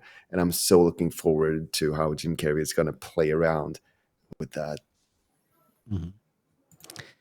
For sure. So that's coming later this year, but people are definitely excited about this. I think we are also excited for this. It's going to be a great time. I so want to watch it with friends or other Sonic fans, but I don't know anybody in my area. Like it's like it would be one of the best Sonic movies ever. Swedish listeners of the Sega Lounge, get in touch. We're gonna make it happen. Oh my gosh! Like sitting in, especially for this movie that looks to be amazing. And you want to be close to someone that you can do that. Like see, like yeah, like I want to sit in the that. cinema and hear the whole audience roar with me. Yeah, not going to happen for me either. But okay. The first one, I was one of 4 people in the theater. And there was like a middle-aged person. Am I middle-aged now? Maybe I am, but a little bit older than me. Young adult. Young adult, exactly. He was an older young adult who had a Sonic t-shirt, but I only saw him when the movie ended and he got up and I was like, yes. And we gave each other a look. Yeah. No, like a knowing look. Yeah. And he was really enjoying the movie, but we were the only 2 people. There were only 4 people in the theater anyway, but we were like the only 2 that were really excited for everything. I had the same experience when I was watching the second movie, because I was ill when it was released, so I had to wait. And so when I finally watched it, it was like 4 people there. And then at the end, when they revealed that Shadow was going to be in the next movie, like I just wanted to scream out loud, but I don't know. It didn't feel right in that context. Like being the only one going, yeah! Like, no. the atmosphere wasn't there. Yeah. No. It's stuff like that, though, that makes it. You think back to the second Sonic film as well, where they're just about to get crushed by the metal Robotnik, and they channel by accident the positive energy of the Chaos Emeralds, which for us as Sonic fans, you sat there going, they did that in Sonic Adventure 1! Yes, yes! Yeah. And my wife's looking at me going, what the? Yeah. Same. You don't get it! You don't get it! Yeah. Indeed. It's cool. You'll never understand me. Yeah, my wife was like that as well. Yeah. I like how these films are adapting that sort of post-credit thing as well. That the Marvel films do, because it's like exciting, because even when you reach the end of the film, that shadow reveal was at the time insane. And obviously in the first film they did a Tails reveal. So I mean, I don't know if they're going to do a reveal at the end of this film, but it's the Sonic Cinematic Universe, or Sega maybe, the SCU. Right. Speaking of Sega in Sonic X Shadow Generations. I think this is the first time I'm actually saying this properly. We were not really sure, but it seems like the proper pronunciation is Sonic X Shadow Generations. And during Gamescom, we got this new trailer with the Doom powers, right? So this is getting really close. This is late October. So it's before the movie, and there's Shadow. It's the year of Shadow, Fearless, year of Shadow the Hedgehog. Yeah, this had very much turned out like a very good year for Shadow. Yeah. Everything looks amazing. The movie looks amazing. This, what we're watching right now, looks like a lot of fun. Mm-hmm. I wanna actually ask Matt, because I think you got some time with the demo. I did. Yeah. I played Green Hill Zone Act 1. Yay! You have to do that. It's the law. Sonic games. Right. You've got to play Green Hill. And that was a straight conversion from the PS3 era. They re-recorded some of the voice lines for the hints around it to make it more multi-platform by the looks of it. I played Space Colony Arc 1 was the level in the demo, which you get to show off some of the Doom powers. It had all sort of the branching paths. You know what, Sonic Frontiers, in some of the levels you can branch off different paths, different heights, etc. They've borrowed a lot of that from Frontiers in the demo, and it shows very much. And also Shadow's Doom powers, some of it looks very, very similar to some of the moves Sonic had in Frontiers as well. So it feels like a natural progression in. The demo itself it was great. I enjoyed it. It wasn't very well optimized though. It struggled on PS5. There were frame rate drops, but I don't know how old that build was. I couldn't remember what version was on it. That trailer ran better than the demo that I played. So I would suspect it was an older build that I was playing, and hopefully they can fix the optimization out. But there was, again, a big queue for it, quite a buzz around it. They were giving out Sonic key rings with Sonic and Shadow on it. The little Shadow pins, though, I didn't get one. And they disappeared off the face of the earth. I was gutted because I really wanted one of them. Yeah. How did the controls feel? They felt fine. Very, very similar, I think, to Sonic Frontiers in terms of Shadow and how he moved. It felt a little sluggish, but that could have been the demo being the demo more than anything else. The Sonic Generations side of it, again, the controls pretty much what Sonic Generations was. They haven't really done anything to it other than up-resed it and made sure it's a flat 60, and it was. But as I said, the Shadow game, if you play Frontiers, you'll be able to control Shadow fine. It plays very similarly to that. So did it feel like a leap from like the Sonic demo you played and then the Shadow demo you played? Did it feel like you were playing Sonic Generations on one hand and then Sonic Frontiers on the other? Yeah. It really did. It really, really did. You can tell just by the feel of the game, the way Shadow controlled and moved, his powers, and the level design is the big one, that it's very much two games in one, essentially. Yeah. They've sort of done the easy work with putting Generations on there, but the hard graft's clearly gone into the Shadow portion of it. It very, very much feels like its own game in itself, with its own storyline. It is going to cross through and cross over a little bit. And I know from sort of talking to people at Gamescom, they wanted to put in the Doom powers because they want to expand Shadow's abilities, and also they felt they couldn't just rely on Chaos Control as well, which I found quite interesting. So it looks really solid. Looks really, really solid. I think Sonic fans will love it. They just need to optimize it for me, and then I think there'll be a way. Did it just jump straight into the stage, by the way, or was there like a hub? Straight in. So you literally just selected your level, bam, straight in. And they also had a boss fight as well, which showed off Shadow's Doom powers in probably better detail. I didn't get a chance to play that, but the Sega rep let me stay behind and watch somebody else play it. I mean, they could have just let me play it if they couldn't let me stay behind anyway, but I'll take it. And it again looked really, really solid. The boss fight looked really cool. Again, some frame rate drops in there, but I think nothing that can't be fixed. I was surprised. It's probably an old build, but it actually looks very good and very fluid. It's always looked fluid, especially the shadow parts, right? more than the Sonic generation parts. I'd say graphically, it's certainly a level up from the generation stuff, where they've touched things up, but they haven't done anything to it. They've just ported it and modernized it a little bit where they needed to. Whereas the Shadow portion very much feels like a ground up build, utilizing some of the more modern technology and the graphical capabilities, hopefully for the PS5, PC, etc. So can you use the powers? Sorry, Live. Can you use the powers at any point during the level, or is there like a specific power? You can use them at any point, but also there's points within the level where they encourage it to like make progression as well. So you might need to use like a Doom Spear to get through a wall or something like that. But the game talks you through that as well. All powers were available in the demo. I don't know if that will be the case when the game comes out itself.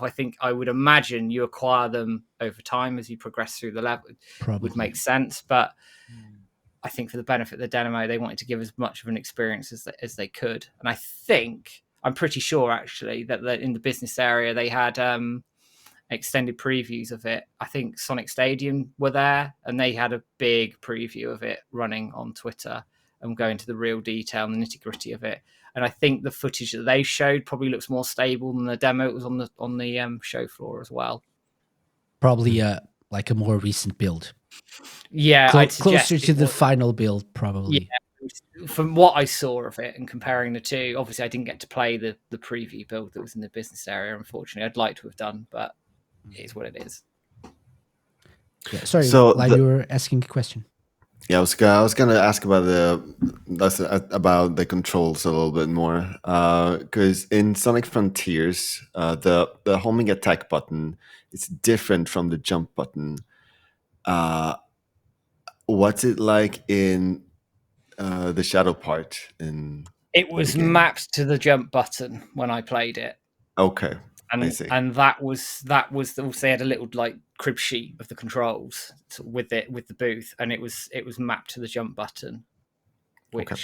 I mean, I didn't have a problem with that because when you play adventure, etc., it was mapped that way anyway. Whether they changed that, I don't know, but I'm sure the Sega rep said to me you can customize the controls a little bit anyway if you wanted to. So is everything like linked to a button? Like all these moves, is it like RB or? Yeah, they're all. I can't remember what all the button presses were now, but they're all linked to buttons or a combination of buttons. Combination, probably. Very much like Frontiers. Mm-hmm. Okay. So, did you also say that you could use the Doom abilities at any point? You could in the demo.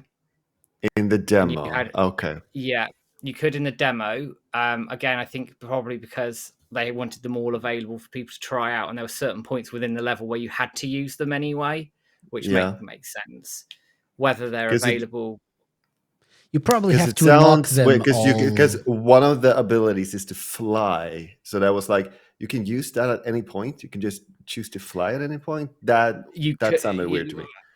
It does sound weird, and in the demo you could, but I think they will restrict that off in terms of you'll acquire those powers as you go through the shadow element of the game. I think if you walk in with all those powers off the bat, you're going to probably break the game a little bit. And I saw people flying off in all sorts of random directions and killing themselves. So I don't think it was quite designed for that. So I wonder if they hidden stuff in the stages though, like collectibles. Well, I expect when you're finding the red rings, for example, I would expect that you're going to have to use some of those Doom powers to get to them, and you have to replay those levels as things goes on. Again, like Frontiers, you have to replay the levels to find all the paths, to find all those red rings, etc., to get your S rank. I think it's going to be something similar. Yeah, you probably have to unlock the powers as you progress through the game as well. You don't have them all. You probably, I would assume, like in Frontiers, you have like a skill tree. Right? Yeah, it would make sense. Powers as you gain more experience points, and you did get a rank as well at the end of the level. Mm-hmm. Oh yeah. Then I know what I have to do. I'm S ranking exactly. Yeah. On extreme mode. Gotta S rank it. Tears of joy incoming. Oh yeah, indeed. I mean, do you know if there are different difficulties in the game? Did you see that, Matt? there wasn't a selection Probably option not. for it. Yeah. It's a demo. It's usually, from experience, these demos are like very, very straightforward. The fact that you have had all the powers available makes sense because they wanted to show them off, like to showcase them. But it's usually not the case. You usually have one thing that you can do on that specific level that they prepared for the demo. So they're very straightforward. I remember playing the Like a Dragon Infinite Wealth demo at EGX last year, and they had, for example, Kiryu's dragon power, where he could run around and punch everybody, and free battle mode was available quite early on in what is early on in the game for the demo purposes to show it off. But in the actual game, it didn't come through until halfway, 2/3 of the way through, probably.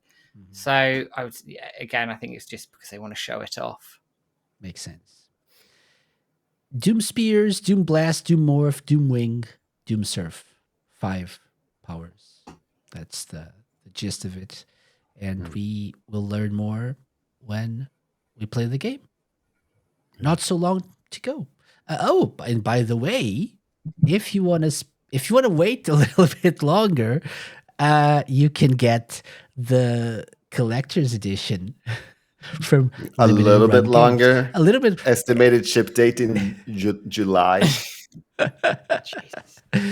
Yeah. So who needs to play the game at launch? Just wait until July 2025. And it's the way gaming's going into it. They really want you to buy it multiple times for sure. Yeah. You can celebrate the, what is it? 34th anniversary? I mean, next year. Sonic's 34th anniversary. Yeah. But this is a very cool. I'm just gonna go ahead and say I'm not gonna spend my money on this. But it's a hard call because it's got some amazing stuff here. I'm tempted. I'm probably not gonna either, but I'm tempted. Like I haven't fully decided.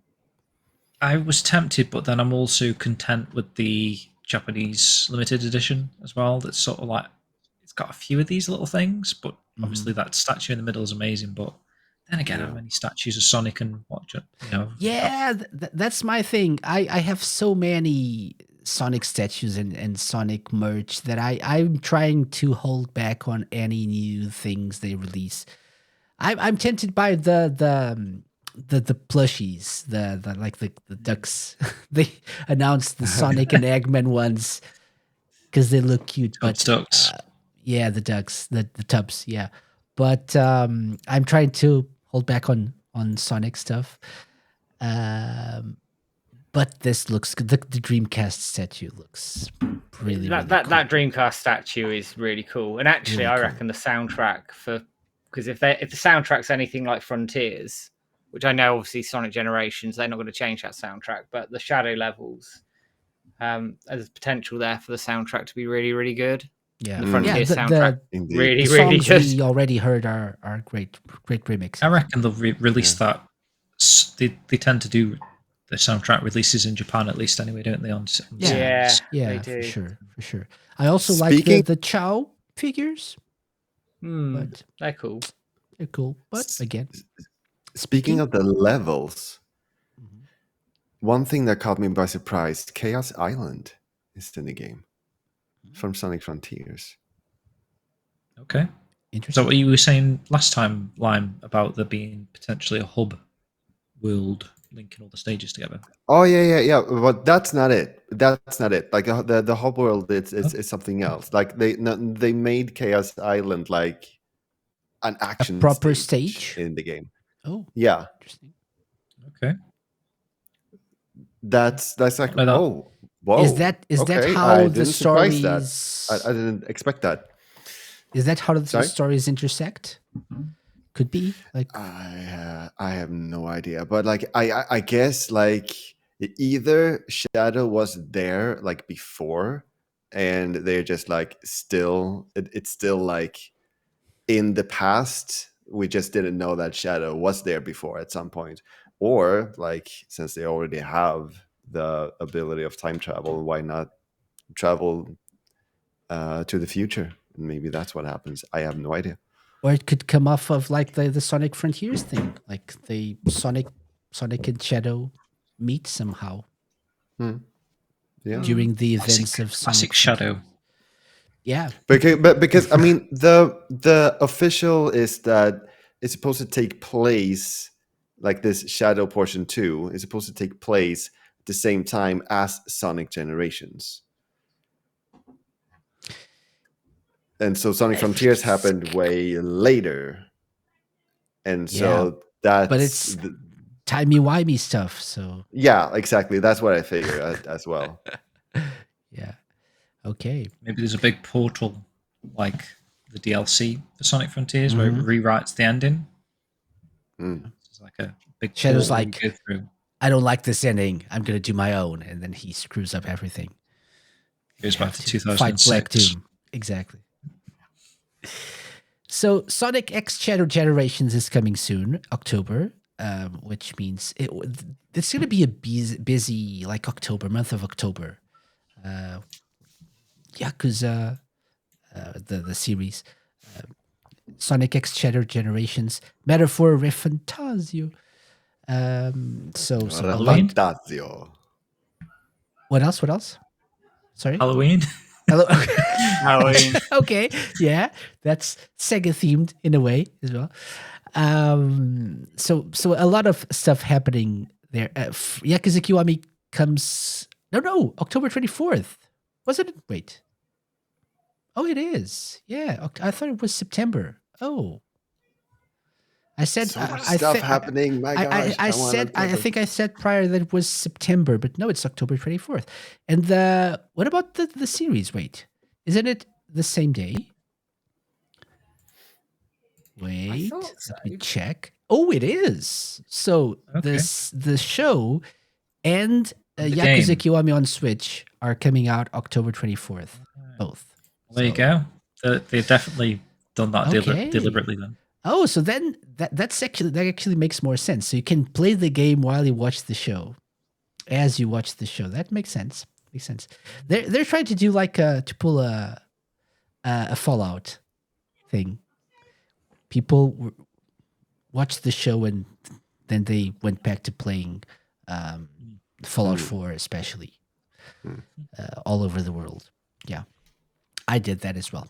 Really enjoyed that show. I hope this is like that in a way. I hope so. I hope it does. I think it would be good for the series, good for the fans as well. I mean, I think we're going to get more games, but I think they put a post out or tweet out talking about which big famous actors you wanted in Yakuza games going forward as well. I'm sure I saw something like that. So they clearly need to pay for The Rock to be in something. SEGA or something. Oh, could work. Yeah, it could do.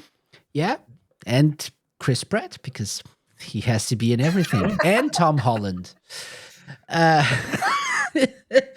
Oh, God.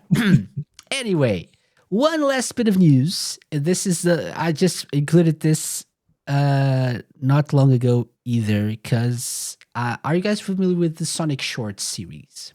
Yeah. No, I was surprised to see that link there, because there was I used to watch them a lot and waiting for like a new release, and then there was this like huge pause, and like I never really got back to it. So I've not seen anything from them until now when you sent that link.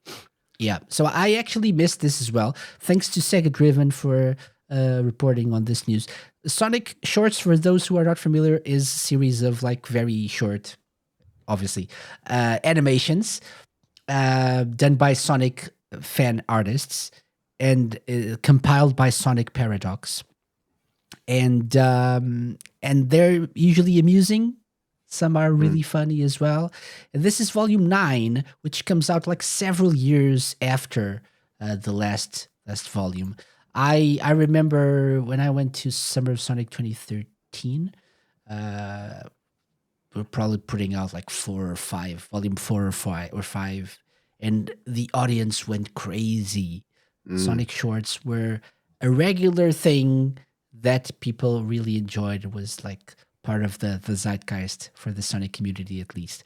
So yeah, you have 40 minutes of short Sonic-themed animations done by several talented fan artists and like voice artists as well. They're voiced by the community as well. They reference several of the games, the movies, so a lot to sink your teeth into if you're into this sort of thing. I haven't watched everything, watched some of them because it's a very long video and I have a very short attention span. But recommended, Sonic Shorts 9. I had it as a dinner entertainment. Okay.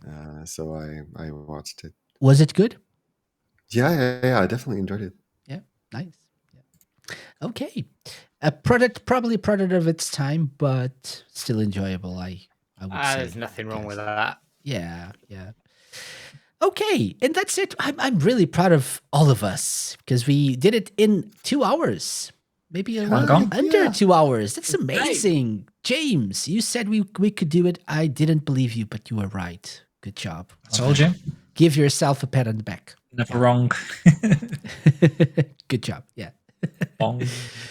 Okay, and so it's time to say goodbye to people. But before we do, you lovely people joining me for this show, I want you to tell everyone how they can find you, what things you've been working on. So please plug stuff, plug away. Let's start in non-alphabetical order with SkillJim. Yeah. Well, at the moment, I'll just be working away on this little thing that obviously you mentioned at the start of the show has been successfully funded now. So unfortunately, you can't back this if you wanted to. But yeah, I've got to get quite a few things done. I've got a couple of weeks off now, actually, so I can start wrapping things up and moving it into the production stage. Kickstarter does take a couple of weeks to process people's funding. I'm waiting on. But once that happens, I can start getting the wheels in motion. Yeah, looking forward to that. It's basically what I'm going to be working on for the time being, other than the fact that we've got a stream on the 4th. Matt probably talk about that in a minute. And obviously future Shenmue related events to come. But other than that, that's me, I guess. Yeah, and congrats again on thank you. the successful funding of Shenmue World Issue 3. Really looking forward to that. Yeah. Okay. So since you mentioned Matt, what about you? Well, at the top of the show, we mentioned I went to Gamescom, which was insane. I'd recommend it to anybody. I did a full write-up of opening night live and the things that I played on the show floor as well. So check that out on the website. 4th of every month, we are streaming for hashtag Let's Get Shenmue 4 at 8 p.m. UK time, 9 p.m. in Europe, 3 p.m. Eastern time, 12 p.m. midday Pacific, and 4 a.m. in the morning in Japan. If you want to join, we tweet as one. You can find the video on our YouTube page where I explain exactly how we can all tweet together. The idea is to get the hashtag trending over on Twitter, X, whatever you want to call it, and make somebody listen to us that we want more Shenmue games as well. There's weekly videos, podcasts that James and I put out as well. You can find us on X, Twitter, Shenmue_Dojo, YouTube, Shenmue Dojo VOD, Facebook, Shenmue Dojo, Instagram, Shenmue Dojo, everywhere else, Shenmue Dojo, basically. Spot on, Matt. Yeah, and I do recommend that write-up about Gamescom. Seemed like you had a great time there and met some lovely people as well. You also played 2 Point Museum, right, Matt, didn't you? I did play 2 Point Museum, which was, I mean, I love 2 Point Hospital, so I didn't need encouragement to go and play that, and it's very much in the whole, the humour is completely sarcastic, and it's great. It's really up my street. If you ever played the original sort of theme park, theme hospital games, you're going to enjoy that one. It's really, really cool. First level is a full sort of tutorial level, but there's a lot going on there. I think it's due out for release this year. It certainly felt like the game could do from what I played. Mm-hmm. I just realized we missed 2 Point Museum as a news story, right? Because it was announced during Gamescom. We did mention it actually, didn't we? Because we mentioned remember I it, but said we just like about that announcement thing. just skipped over that because yeah. But let's see if they mention a date for that, because it really looks like you don't really. It's coming soon. It says coming soon. Wish list now, but we don't really need to delve too much into it because it's like it's a 2-point game. At this point, people I think know what they can expect from these games, right? It's pretty much a known entity at this point, but it looks really good and really fun, right? So, what sort of demo did they have there for you to try, Matt? So it was PC demo. They also had some Xbox booths set up with it as well, but I didn't try it on Xbox. It was on PC. So you had the first level. So it was basically tutorial levels. It talks you about through the mechanics of the games, how you set up museums, how you put artifacts in the museum, how you go out hunting for more artifacts as well, sending your explorers off on various levels of adventure, going from the quick adventure, which apparently is very risky and they might die, to like a longer term sort of 6-month expedition somewhere, and it changes the relevant artifacts you get as well. So if you spend longer out there, you get better artifacts. And also it digs into further research into longer term projects that you pick up as well. You have to generate buzz for your museum through the artifacts and through the things that are in your museum. And that's basically customer satisfaction, what it translates to as well. It's very much in keeping with any of the 2-point games that are out there. I'd recommend it to anyone. Yeah. I remember one of the interviews with one of the developers. They said that there was like a specific part of managing the museum that's sort of a game in another game in a game. Like it's so intricate that it's like a whole different game in itself. I think it's the aquarium part, the aquarium management. That you can have.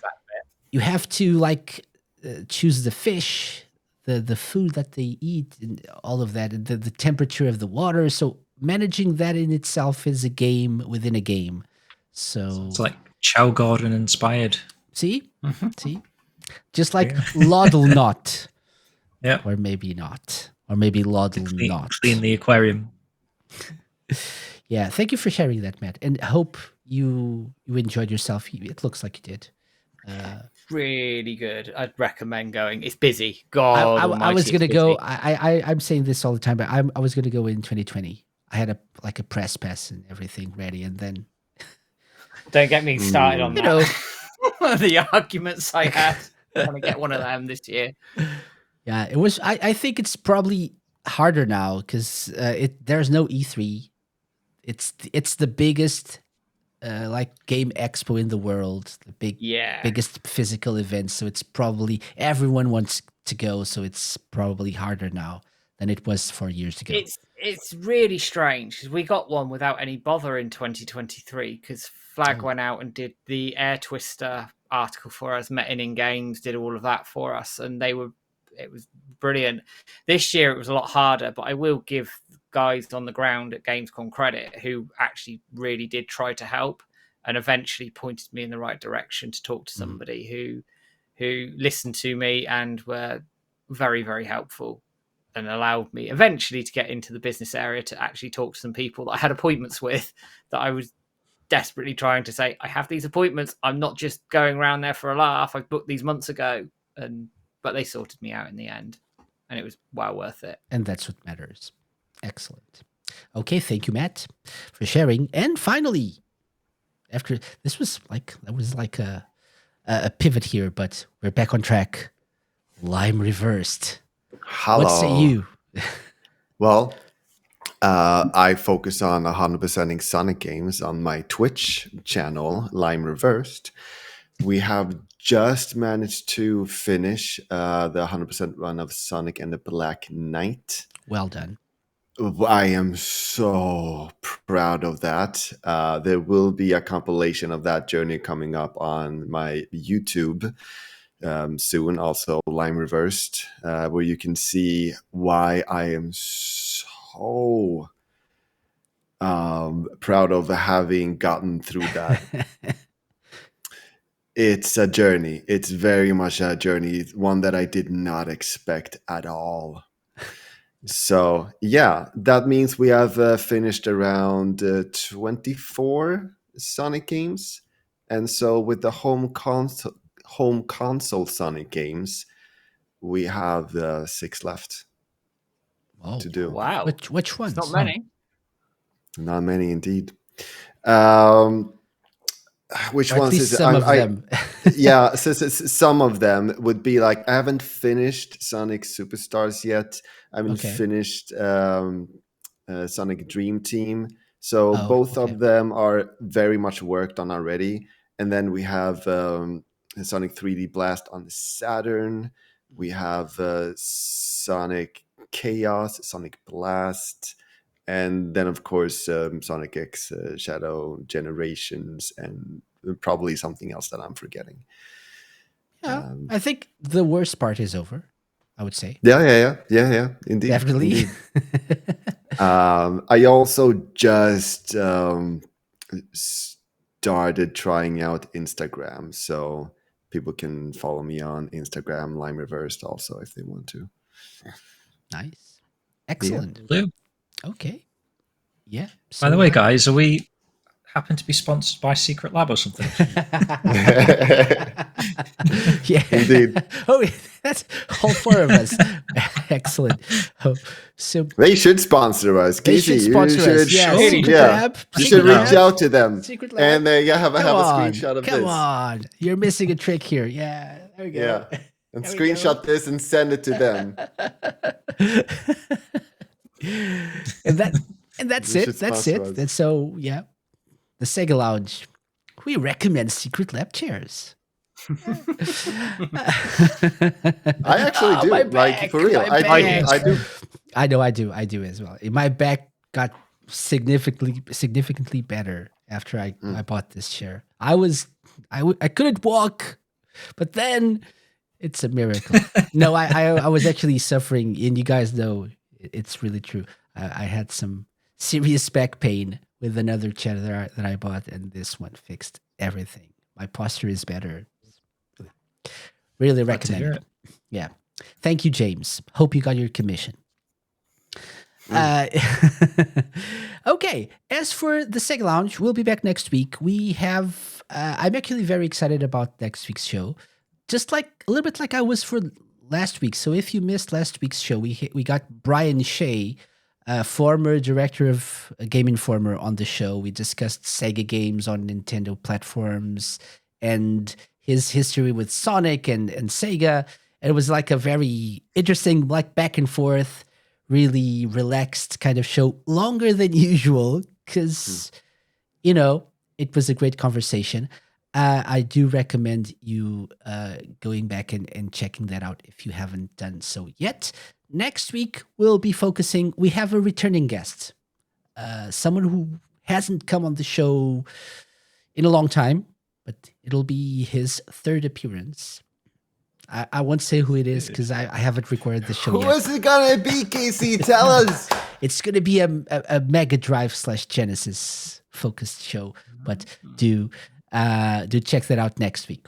As for other things, always thesegalounge.com. Check out our YouTube channel. Follow us, the Sega Lounge. So it's youtube.com/@thesegalounge. I'm trying to post stuff. Time is the biggest concern here, but I'm trying to probably post videos of like shows like this show. These live shows will go on YouTube, the full versions, and probably some of the previous episodes will start to appear on our YouTube channel, as well as some select clips from specific shows. And I'll even probably go back, go into the archives and dig out some clips from old interviews we've done in the past 10 years. We also have merch, like our hats, like our mugs. Why did I put it here through the mic? Okay, like our mugs. Doesn't make it justice, but the 10th anniversary mug. So you can support the show that way as well. thesegalounge.com/support. And we'll be eternally grateful. Anyway, thank you very much for listening. Thank you very much for watching. Guys, Thank you for joining me for this very fun conversation. See you all next time. Oh, and be on the lookout for our Sage live episode coming in like 2-3 weeks, very soon. So we'll be live then as well. Be on the lookout for that. Until then, bye-bye, guys. See you next time. Bye-bye. Thanks for watching.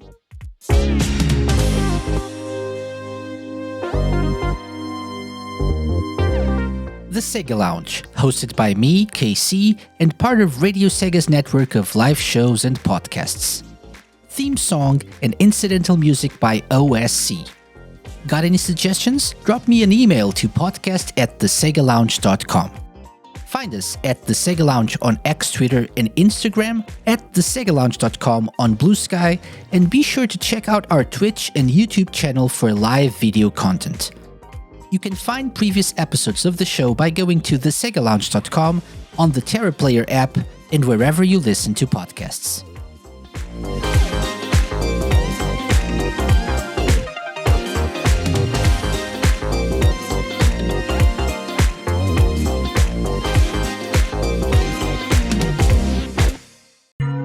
A Mixed On Productions podcast.